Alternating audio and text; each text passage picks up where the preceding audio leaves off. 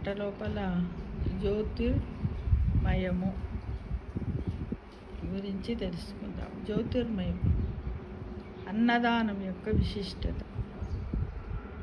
నిత్యానందకరీ వరాభయంకరీ సౌందర్యరత్నాకరీ నిరుద్ధాతాకిటా ఘోర పాపనికరీ ప్రత్యక్ష పరమేశ్వరీ ప్రాళేయాచలవంశ పావనకరీ కాశీపురందరీశ్వరీ భిక్షాందేహి కృపావలంబనకరీ మాతా అన్నపూర్ణేశ్వరీ అన్నపూర్ణే సదాపూర్ణే శంకరా ప్రాణవల్లభే జ్ఞానవైరాగ్యసిద్ధ్యర్థం భిక్షాం దేహి చ పార్వతీ. అన్నము పరబ్రహ్మ స్వరూపమంట. అన్నము లేనిది ఏ ప్రాణి జీవించరు. అన్నము ఎటువంటి లోటు లేకుండా దొరకడం అంటే సాక్షాత్తు ఆ కాశీ అన్నపూర్ణమ్మ వారి అనుగ్రహము తప్పనిసరి కావాలి. ఆ అమ్మను నిత్యము కొలిచేవారికి అన్నపానాదులకు ఎటువంటి లోటు ఉండదు. ప్రతినిత్యం భోజనము చేసేటప్పుడు ఆ అమ్మను కృతజ్ఞతాపూర్వకంగా ధ్యానం చేసుకుని విశ్వంలో మనతో పాటు ఉండే అనేక జీవులకు బలిబుక్కులు సమర్పించి భోజనము చేసిన వారికి అతిథి అభాగ్యగతి సేవ, అపన్నులకు ఆకలితో బాధపడే వారికి అన్నప్రసాదాన్ని అందించేవారికి ఆ తల్లి అనుగ్రహం ఉంటుందని శాస్త్ర ప్రవచనం. అన్నదానము కోటి గోవుల దాన ఫలితముతో సమానమైనది. ఏది లోపించినా బతకగలం, కానీ ఆహారము లోపిస్తే బతకలేము. దానాలన్నింటిలోకెల్లా అన్నదానము మిన్న. అన్నదానాన్ని మించిన దానము మరొకటి లేదని పెద్దలు చెబుతారు, శాస్త్రాలు కూడా చెబుతున్నాయి. మనిషి ఆశకు అంతు లేదు, అదుపు అంతకన్నా ఉండదు. ఎందుకంటే ఏది దానంగా ఇచ్చినా, ఎంత ఇచ్చినా కూడా ఇంకా ఇంకా ఇంకా కావాలనిపిస్తుంది.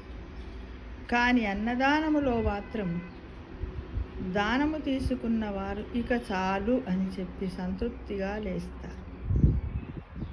ఏ దానము ఇచ్చినా దానము తీసుకున్న వారిని మనము సంతృప్తి పరచలేకపోవచ్చు, కానీ అన్నదానము చేస్తే మాత్రము దానము తీసుకున్న వారిని పూర్తిగా సంతృప్తి పరచవచ్చును.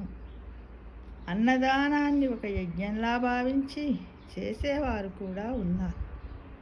ఆకలి ఉన్న వారికి అన్నదానము చేయలేకపోయినా అన్నము పెట్టే ఇంటినైనా చూపించమని పెద్దలు చెబుతారు. భగవద్గీతలో శ్రీకృష్ణుడు అర్జునుడితో అంటాడు, అన్నదా భవంతి భూతాని పర్జన్య అన్నదా సంభవః యజ్ఞాత్ భవతి పర్జన్యో యజ్ఞః కర్మ సముద్భవః. తాత్పర్యం ఏంటంటే ప్రాణులు అన్నం వలన కలుగుతుంది, అన్నము మేఘం వలన కలుగుతుంది. మేఘం అంటే వర్షం. మేఘము యజ్ఞం వలన కలుగుతుంది. మేఘం ఎలా ఏర్పడుతుంది? వర్షం వలన. ఇట్టి యజ్ఞము కర్మ వలన కలుగుతుంది. త్రేతాయుగము ద్వాపార యుగాలలో యజ్ఞయాగాదులు తపస్సుల ద్వారా మానవులు మోక్షం పొందారు. కలియుగములో దాన ధర్మాలు, దైవారాధన, నామపారాయణం, నామస్మరణ మొదలైన వాటి ద్వారా సులభతరమైన మోక్ష మార్గాన్ని దైవం ప్రసాదించారు. దాన ధర్మాలు ఎవరికున్నంతలో వారు దానం చేసుకోవచ్చు. ఈ దానం చేసేది కూడా మనస్తృప్తిగా చెయ్యాలి. ఆడంబరాలకు పోనవసరం. దానాలు ఎన్నో రకాలుగా ఉన్నాయి. దానాలలో కూడా అన్నదానము, వస్త్రదానము, జలదానము, గోదానము, కన్యాదానము, సువర్ణదానము, భూదానము మొదలైనవన్నీ చాలా విశిష్టమైనవి. మనిషి పూర్తిగా సంతృప్తి పరిచేది మట్టుకు అన్నదానము ఒకటి మాత్రమే. దాహార్తిని తీర్చేది జలదానం. ముఖ్యంగా వేసవి కాలంలో బాటసారుల దాహాన్ని తీర్చడం ద్వారా వారికి మనమెంతో మేలు చేసిన వారం అవుతాం. వస్త్రదానం చేసి సాక్షాత్తు భగవంతుడికే వస్త్రాన్ని ఇచ్చిన పుణ్యం కలుగుతుంది. ఎండ వాన చలి నుండి పేదలకు కాపాడిన తృప్తి మనకు దక్కుతుంది. మనం చేసే దానంలో స్వార్థం లేకుండా ఏ ఫలితం ఆశించకుండా చేస్తే ఆ దేవుడే దానాన్ని గ్రహించడానికి వస్తాడని అంటారు. కర్ణుడు బలిచక్రవర్తి మొదలైన వారి దగ్గరికి భగవంతుడే యాచకుడిగా వచ్చి దానం స్వీకరించి వారికి మోక్షాన్ని ప్రసాదించినట్టు పురాణ ఇతిహాసాల ద్వారా మనకు తెలుస్తుంది. ఒక మనిషి మరణించిన అతడి చేసిన దాన ధర్మాల వలన ఆజన్మాంతరము అతడి పేరు చిరస్థాయిగా నిలిచిపోతుంది. దానగుణము లేని మనిషికి మోక్షము కలగదు. ప్రత్యుపకారం ఆశింపక చేసే దానము అత్యున్నతమైనది. ఆకలితో ఉన్నవారికి, అనాథలకు, పేదలకు, రోగులకు, వికలాంగులకు అన్న, వస్త్ర, ఔషధాలు మొదలైనవి లేని వారికి దానం చేస్తే దాని పాత్రతా దానం అనబడు. అన్నదానము చేయడములో ఏమాత్రం పక్షపాత వైఖరి కానీ పరతమ భేద వైఖరి అస్సలు ఉండకూడదు, చూపకూడదు. సంపద గలవారికి, అధికారం గలవారికి, బంధుమిత్రులకు ప్రత్యేకంగా ఆతిథ్యం ఇస్తూ పేదవారిని తక్కువ చేసి చూస్తే అది అపాత్ర దానం అవుతుంది.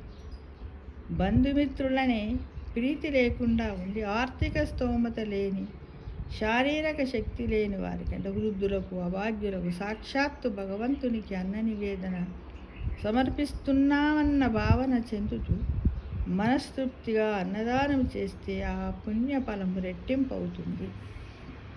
పేదవారిని పక్కన పెట్టి అయిన వారికి ముందుగా వడ్డిస్తే అన్నదాన పుణ్యఫలము లభించదు. అన్నదానము అంటే మనతో ఏ సంబంధము లేనివారు, నిరుపేదలను, దరిద్ర నారాయణులు భగవంతునిగా భావించి చేసే మహత్కార్యము ఇది. అన్నదానము జరిగే చోటకు భగవంతుడు పేదవారిగా రూపం దాల్చి వస్తాడట అని పురాణాలు ఆధారాలను చూపిస్తున్నాయి. ఉన్నోడికి అన్నం పెడితే పెట్టిన వారి మేలు కోరుతాడో లేదో తెలియదు, కానీ లేనివాడికి పట్టెడు అన్నం ప్రేమతో పెడితే వారి దేహాత్మలోని పరమాత్మ సంతృప్తి చెంది వారు వేద ఆశీర్వచనాలు ఇవ్వకున్నా అంతకు మించి దీవిస్తారట. మన పేరు వారికి తెలియకున్నను వారంటారు, ఏ తల్లిదండ్రులు కన్నబిడ్డలో మా అయ్య, మా దొర, మా దేవుడు కడుపు నిండా కమ్మని అన్నం పెట్టించాడు. ఆయన కడుపు చల్లగుండా, వాళ్ళ భార్య పిల్లలు చల్లగుండా, వాళ్ళు చల్లగుండా, వంతన చల్లగుండా అని నిండు మనసుతో దీవిస్తారు. నిజంగా ఆ దీవెనలు దాతకు జీవిత పర్యంతమే కాదు, వచ్చే జన్మలకు పుణ్యఫల దీవెనలను సంప్రాప్తిస్తాయి. ఈ అన్నదాన కార్యక్రమానికి ఏదో రకంగా సహాయపడిన ప్రతి ఒక్కరికి ఆ పుణ్యఫలము లభిస్తుంది. భగవద్గీతలో శ్రీకృష్ణ భగవానుడు యజ్ఞదాన తపోరూపములైన కర్మలను ప్రతిఫలాపేక్ష లేకుండా తప్పక ఆచరించవలని చెప్పాడు. మహాభారత యుద్ధములో కర్ణుడు మరణించిన తర్వాత స్వర్గానికి వెళ్ళాడు. అక్కడ కర్ణునికి అన్ని సౌకర్యాలు లభించాయి, స్వాగత సత్కారాలు లభించాయి. ఏది కావాలంటే అది పొందే అవకాశం అన్ని అందుబాటులో ఉన్నాయి. ఏమి లాభం? కర్ణుడికి ఏదో అసంతృప్తి, ఏదో వెలి, ఎంత తిన్నా కడుపు నిండినట్టుండడం లేదు, సంతృప్తి అనేది లేదు. ఎందుకు ఈ విధంగా ఉంటుందో అతనికి అర్థం కావడం లేదు. ఇదే మాట దేవేంద్రుని అడిగాడు కర్ణుడు. అప్పుడు దేవేంద్రుడు చిరునవ్వుతో, నీవు అనేక దానాలు చేశానని అడిగిన వాడికి లేదనకుండా ఇచ్చే దానకరులని చెప్తారు, మరి ఎప్పుడైనా అన్నదానం చేశావా అని అడిగాడు. దానికి సమాధానం లేదు అన్నాడు. ఎవరు? కర్ణుడు. ఎవరితో? ఇంద్రునితో, దేవేంద్రునితో. నేను ఎన్నెన్నో దానాలు చేశాను కానీ అన్నదానం మాత్రం చేయలేదు అన్నాడు కర్ణుడు.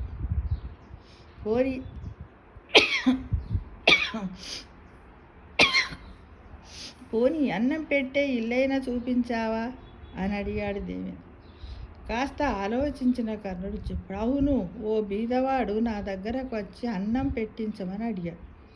అప్పుడు నేను ఏదో ధ్యాసలో ఉండి నాకు అవకాశం లేదు కానీ అక్కడ ఆ ఇంటికి వెళ్ళు అని ఆ ఇంటిని చూపించాను అని చెప్పాడు.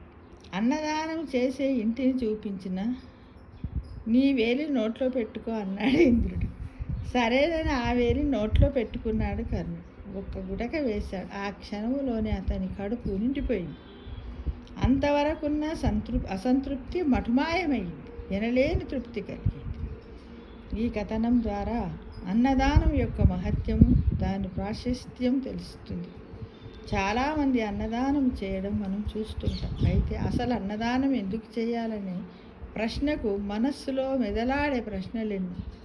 అన్నదానం చేయడంలో ఒక పరమాత్మతో పాటు ఆనందం ఉన్నది. ఇది కేవలం ఆహారం అందించడమే కాదు, బౌద్ధిక శరీరాన్ని అన్నమయ కోశము లేదా ఆహార శరీరము అని పిలుస్తాం. ఎందుకంటే ఇది ఆహార పోషకాలతో కూడి ఉన్నది. అన్నదానం చేస్తే వారికి శరీరాన్ని అందిస్తున్నట్టే ఆహారం పట్ల కొంత స్పృహని, అవగాహనని మనలో కలుగజేయడానికి అన్నదానం మీకు ఒక గొప్ప అవకాశము అని అందరు అర్థం చేసుకోవాలి. భోజనం చేసే ముందు మొదటి ముద్దను పరమేశ్వరార్పణము చేసి దానిని కాకులకో ఇతర పక్షులకో ప్రాణులకో పెడతారు. ఇలా చేయడం వల్ల భగవంతునికి సమర్పించినట్లు అవుతుంది. ఇక అన్నము తినే ముందు కొద్దిగా అన్నాన్ని కాకులకు వేయడం వలన శని దోషాల నుంచి బయటపడవచ్చని కూడా చెప్తారు. ఇంటిల్లి పాదికి ఆరోగ్యాలకి ఎటువంటి లోటు ఉండదు.